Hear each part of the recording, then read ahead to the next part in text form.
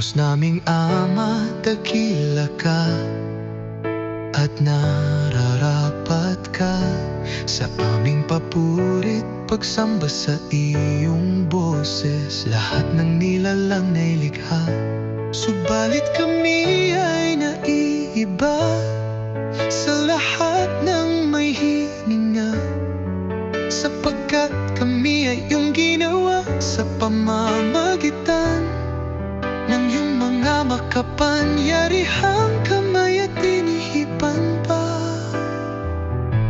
Kami ay lumalapit sa inyong trono na may pagpapakumbaba, nagsusumamo at humihingi ng awa.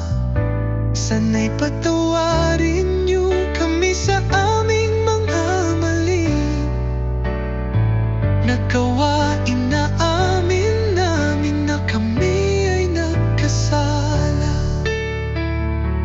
at sa inyo kami ay hindi nakarapat-dapat pa.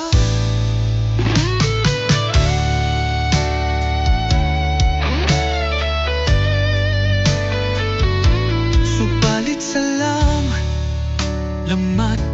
sa inyong tunay na pagmamahal.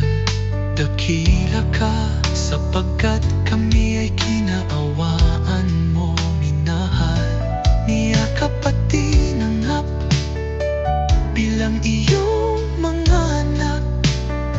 Sa pamamagitan ni Jesus na nag-iisa ninyong anak, nagpakumbaba at bumaba sa lupa,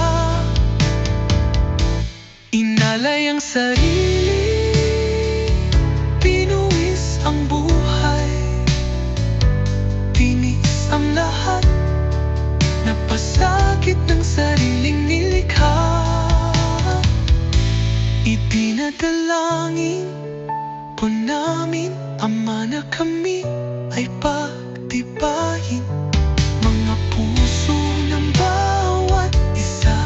Inyo po sanang pagpalain.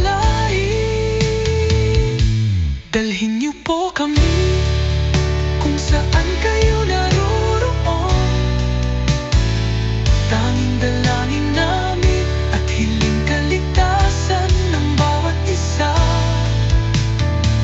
nagdala ng natatanging iyong anak na si Jesus. Amen.